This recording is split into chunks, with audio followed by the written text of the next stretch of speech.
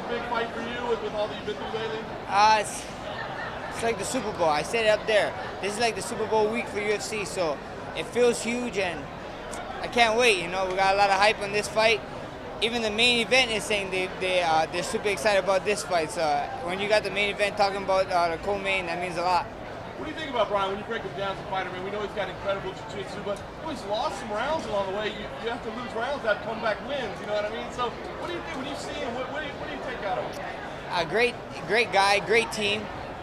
He wouldn't be here in front of me if he wasn't good. So I can't wait. You know, this kind of fight intrigues me. You know, he has a lot of line. I have a lot of line, and I can't wait to go out there and do my thing. A lot of people think this might be the start of a rivalry. Do you feel that way too? We're about to find out.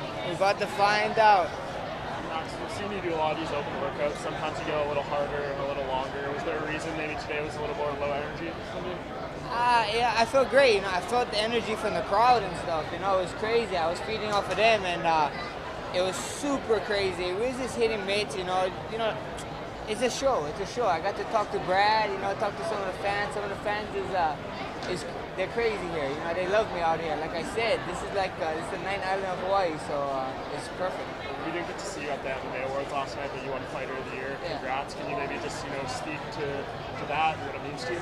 Yeah, you know, it means a lot. It means a lot to me, and the main thing I wanted to do in my speech, you know, we was training last night. I'm sorry, but it means a lot to win the Fight of the Year. You know, all the past guys that won before me is great dudes, and the number one thing I wanted to get out and say was I wanted to thank my team. A lot of people don't. A lot of people think so. We go in there. It's an individual sport. This is a team sport.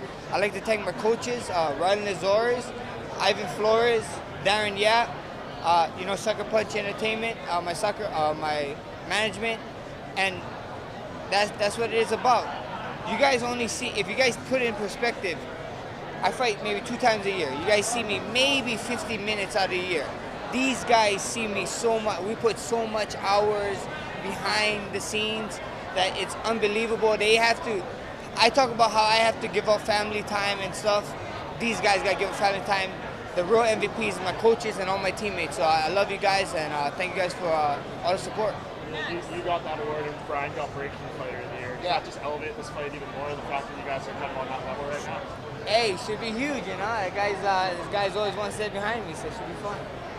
You're actually using that Tyler Mitten again for this fight, even for a couple fights now. How has that been again to get down? It's been great. It's been going good. I don't know. You look at, you know what I mean? I feel good. I feel great, and we can get there. You know, Tyler's the man. The only downside is having him live with me for 4 weeks, man. You know, he's kind of irritating. Now, I'm just joking, but I love that dude to death, man. He's like a brother.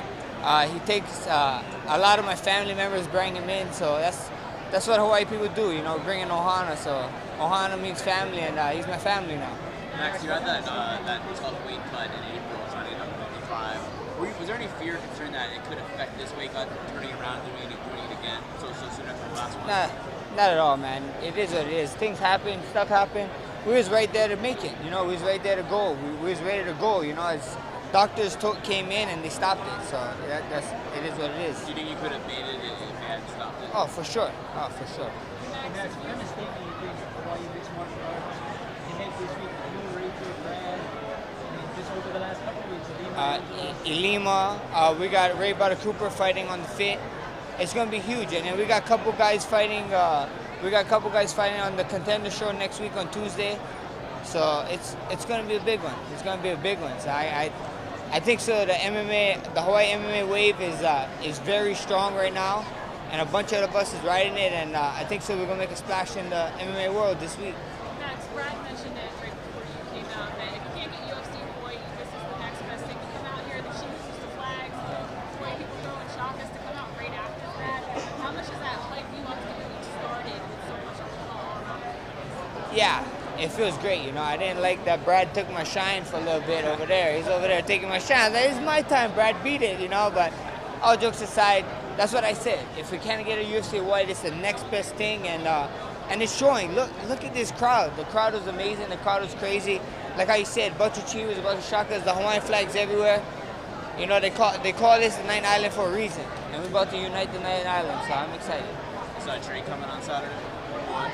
Drake is in Toronto. We've been to. I figure we're trying to get him to come, but I heard he's going to be in Toronto flying home this week. So. Max, is there any chances your last fight at 145 is like disappointing you? We see what happens. We see what happens. The whole 55 talk is who. Who. It's a logjam up there right now. If you think about 55 is not clear cut.